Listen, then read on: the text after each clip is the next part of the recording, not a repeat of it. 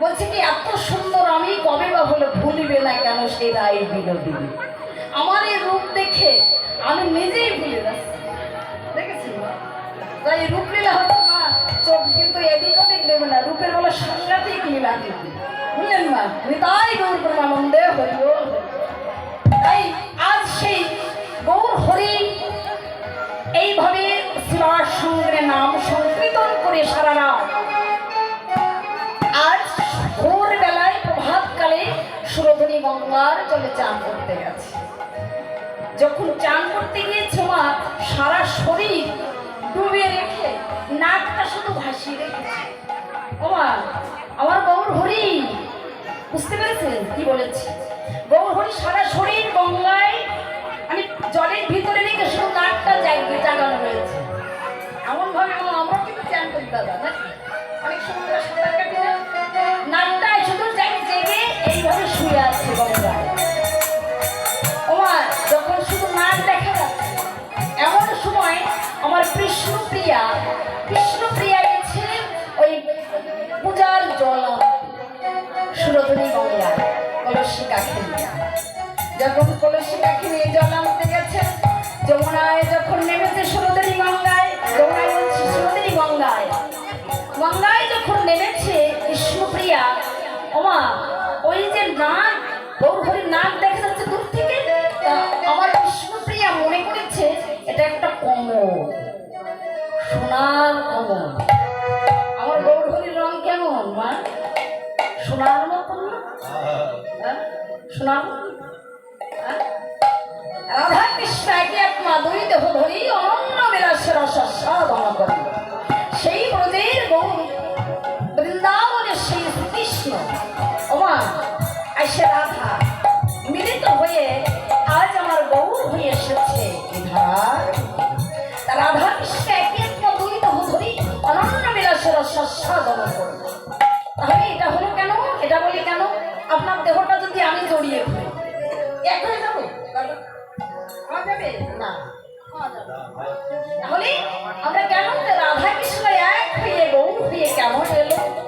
আস্তে আস্তে একদিন আমার প্রাণী গোবিন্দ, আস্তে আস্তে প্রাণ গোবিন্দ শ্রীমতী রাধারানীকে বলছে, রাধে ওগো প্রেমময়ী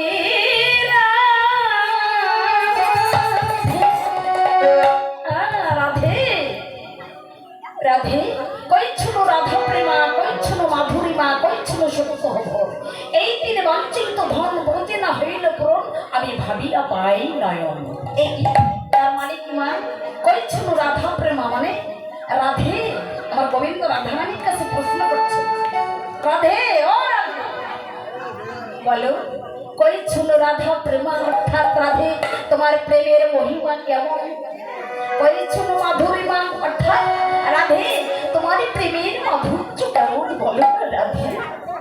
কইছিল সুখ হব রাধে তুমি আমাকে কতটা ভালোবাসো, এই ভক্তরা আমাকে কেমন ভালোবাসে, ভক্তরা আমার নাম ধরে ধুলায় পড়ে পড়ে যায় কেন রাধে? এই যখন আমার গোবিন্দ রাধারানীর কাছে প্রশ্ন করছে, অলবত্তা এক পাশে দাঁড়িয়ে ভালোবাসে বলছে, হে গোবিন্দ তুমি অনাদি রাধে গোবিন্দ সর্বকারণে কারণ, তুমি 64 গুণের অধিকারী হে পরম ঈশ্বর ভগবান শ্রীকৃষ্ণ, ঈশ্বর পরম কৃষ্ণ সচিদানন্দ বিগ্রহ অনাদি আদি গোবিন্দ শ্রী সর্বকারণে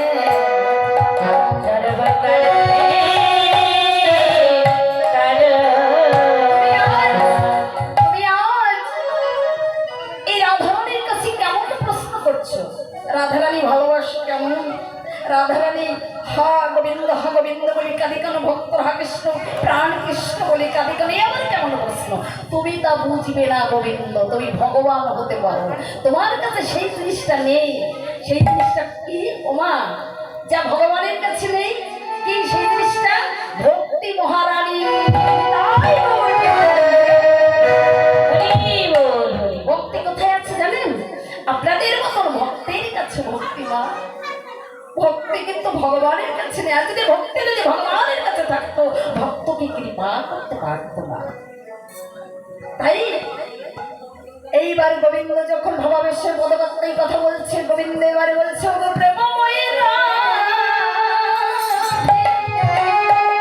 রাধে, এটা তো দাপর যুগ, আগত কলি যুগ আসছে। আমি নদিয়ায় নবদ্বীপে ভক্ত হয়ে ভক্ত কলে জন্ম নেব রাধে। আমি ভক্ত হয়ে ভক্ত কলে জন্ম নেব। আমি ধুলায় গড়াগড়ি দেব, জন্ম নেব আমি গৌর হয়ে।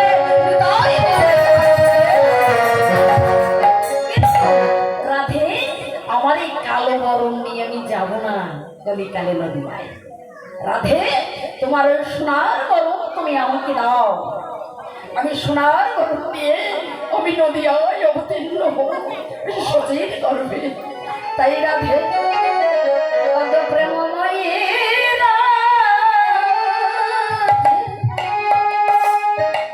আমার প্রেমময়ী রাধে,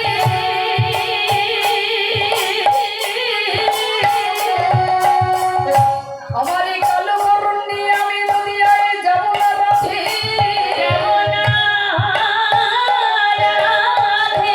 তোমার সোনার বরণ আমাকে দাও রাধে। তোমার সোনার বরণ নিয়ে আমি নদীয়ায় যাব।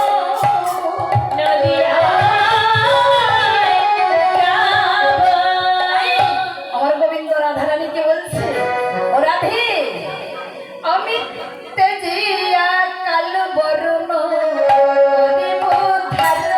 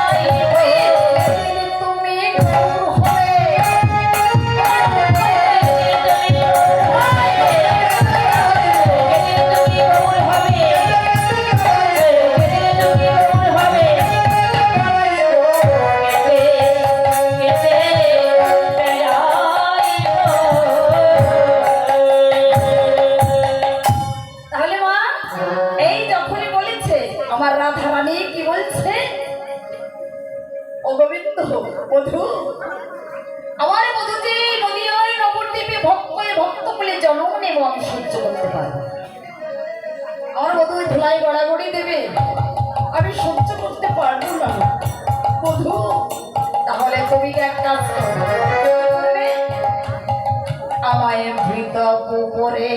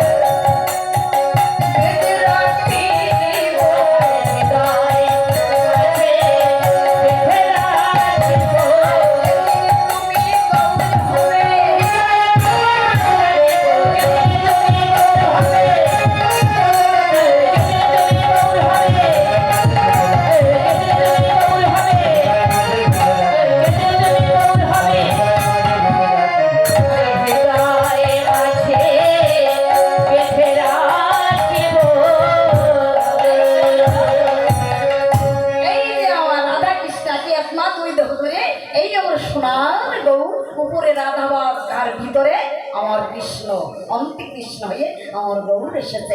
এই গৌর আজ সুরধনী গঙ্গার জলে নাকটা জাগিয়ে রেখে এইভাবে জলের ভিতরে শুয়ে আছে, জলে চান করছে, নাক জাগিয়ে রয়েছে, চুপ করে রয়েছে। আর আমার সেই কাঞ্চনা বিষ্ণুপ্রিয়া, কাঞ্চনা বলছি মা, বিষ্ণুপ্রিয়া জলন্তে যখন সুরধনী গঙ্গায় গিয়েছে, ওই নাক দেখে দূর থেকে মনে করছে কমল, সোনার কমল। সোনার কমল দেখে কি করছে মা, ওই কলসি কাঠি নিয়ে জল যখন আনতে গেছে, কমল দেখে দূর থেকে মনে হচ্ছে একটা কমল, সোনার কমল।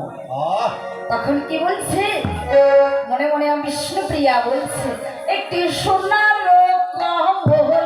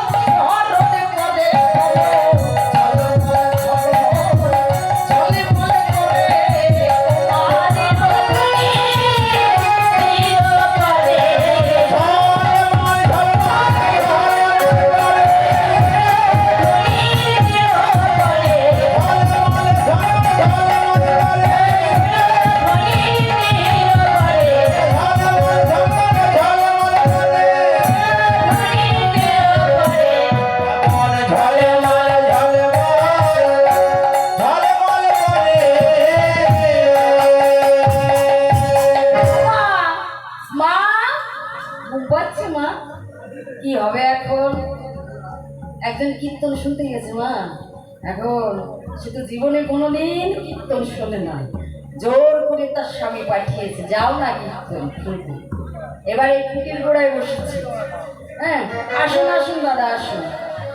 বসছে, বসে ওই যে ঘুমিয়ে গেছে আপনার মতন।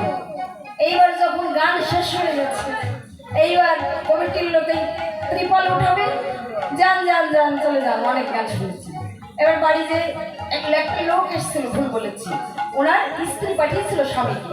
এবার বাড়ি গিয়েছে, বাড়ি গিয়ে ওনার স্ত্রী বলছে, কি গান শুনলে? বলে, দুটো কথা বলো কীর্তনে। কি কীর্তন শুনতে পাঠিয়েছো তুমি? কি বললো? প্রথম বললো আসুন আসুন, তারপরে বলছেন যান যান। আমার অবস্থা তাই হবে না তোমার? হ্যাঁ, হবে না তো? দাদা যদি জিজ্ঞাসা করে কি কি দ্রব্যলীলা শুনেছ তুমি বলো, তখন আমি বলছি কি, আমি ঘুমিয়েছিলাম, কিছু ওই দুটো কথা বলবেন, আমি শিখিয়ে দিলাম নাকি মা? তাহলে আজ এই সুরধনীর গঙ্গার জলে এই কমল দেখে কি বলছে আমার কাঞ্চনা? কি বলছে? মোহিত হয়ে গেছে মা, কমল মনে করেছে। আমার গৌর হরির নাকটাকে দূর থেকে মনে করছে কমল। এইবার কাঞ্চনার সঙ্গে তার বান্ধবী বিষ্ণুপ্রিয়ার বান্ধবী কাঞ্চনার সঙ্গে গল্প করছে। কাঞ্চনা এবার বলছে, ও বিষ্ণুপ্রিয়া, তুই যে কমল দেখেছিস, ঠিক দেখেছিস তো? বলছে, হ্যাঁ আমি ঠিক দেখেছি। তখন কমল ধরতে গেলি না কেন? যাবি তো? তখন আমার বিষ্ণুপ্রিয়া বলছে, কাঞ্চনা রে, আমি যখন সুরধনির গঙ্গার জলে নামলাম, যখন ওই কমল আমি আনতে গেলাম, আমি যখন এক পা দুপা করে ওই সুরধনি গঙ্গায় নেমে যখন ওই কমল ধরতে গিয়েছি রে কাঞ্চনা,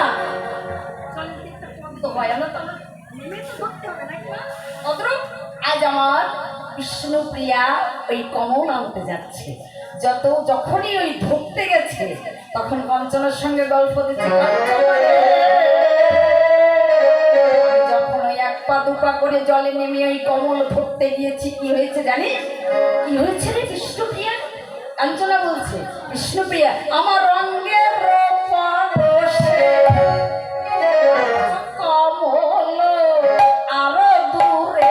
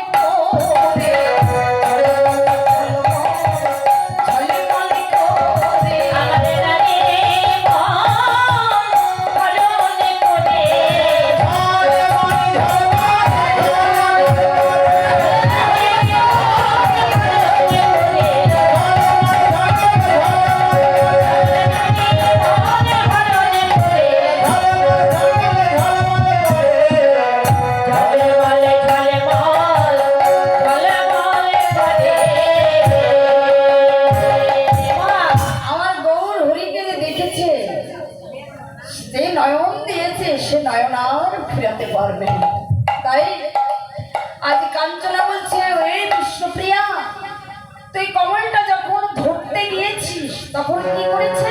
সরে গেছে। হ্যাঁ, সরে যাচ্ছে কমল কাঞ্চনা। তখন কি হয়েছে জানিস? আমি তো মনে করেছি কমল যখন আমি ওই ধরতে গিয়েছি তখন বাহু প্রসারিত করে আবার এদিক ওদিক পাঠাচ্ছি, যদি কেউ দেখে ফেলে তো কমল না, কমল তো না। কি জানিস? আমি বাহু প্রসারিয়া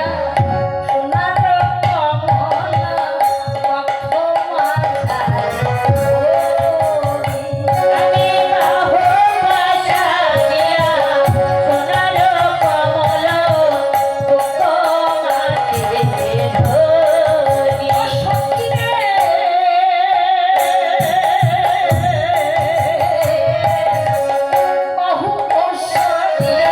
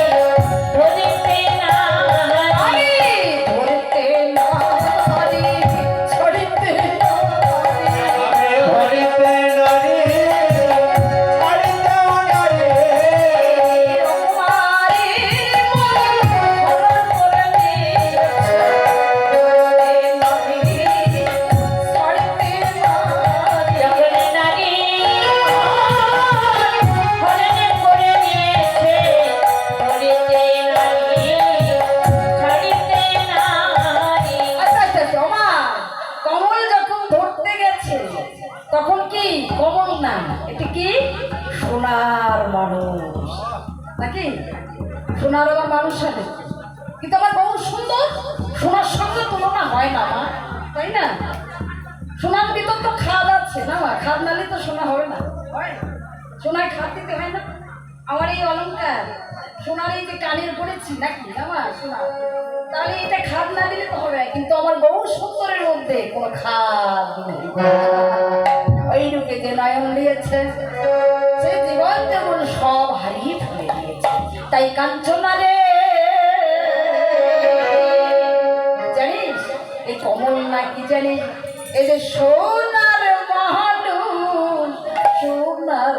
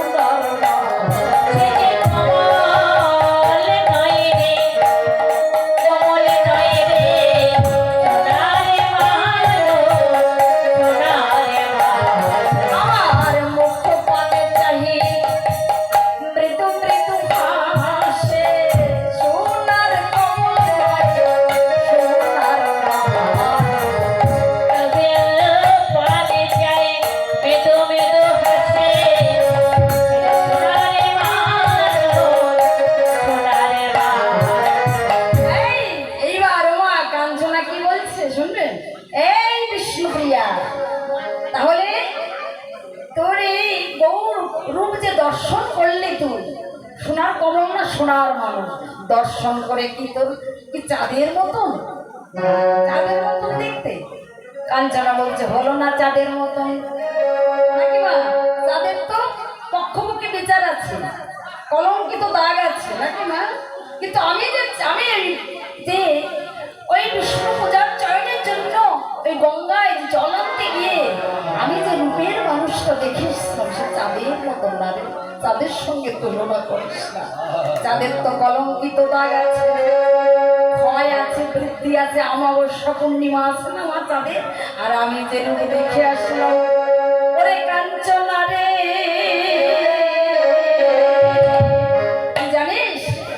জানিস মা একদিন চাঁদের অহংকার হলো, জানেন চাঁদের অহংকারে কেমন হলো?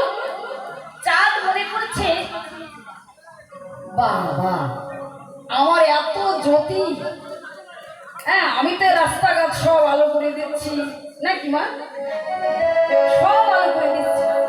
পূর্ণিমার চাঁদ যখন হয়, চাঁদ যখন সব আলো আলো হয়ে যায় না মা, তাই কি অহংকার হলো? গৌর হরি চাঁদকে কি বলছো? চাঁদ তুমি অহংকার করছো, তুমি রাস্তাঘাট সব জায়গায় আলোকিত করতে পারবে, তুমি কি ঘরের ভিতর আলো দিতে পারবে? চাঁদ পারবে মা? না। তাহলে আমার গৌর সুন্দর রূপের, গৌর সুন্দরকে ধরেছেন, গৌর সুন্দর রূপের যে চাঁদ, চাঁদের সঙ্গে তুলনা করলাম, গৌর সুন্দর যে রূপ সেটা আমার এই অন্তর বাহির সব আলো হয়ে যায়, রূপে যে নয়ন দিয়েছে নাকি, তাই গৌর প্রেমানন্দে। তাই আজ সেই চাঁদ আমার আকাশ থেকে চুরমার করে পড়লো নিচে, খণ্ড খণ্ড হয়ে গেল। আজ গৌর চরণে বলছে আমার অপরাধ হয়ে গেছে, গৌর রূপ আর আমার এই চাঁদের রূপের কোনো তুলনা হয়? তাই কি বলছে, সে যে অকলঙ্কিত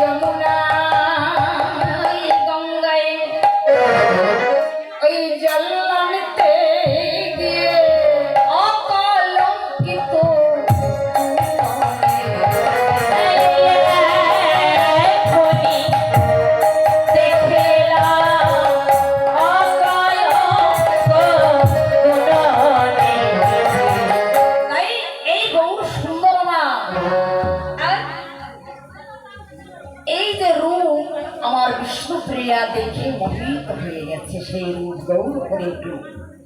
না মা, আমরা কি করলাম মা? আমাদের তো আশা যাওয়া সার হয়ে গেল মা।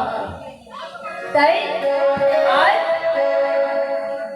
এই গৌর হরি আমার যখনই ধামে অবতীর্ণ হয়েছে মা, এই নদিয়াবাসী নবদ্বীপে সবাই আনন্দ করছে, লুণ্ঠনি করছে। আপনারা লুণ্ঠনি করবেন? আমার গৌর এলো রে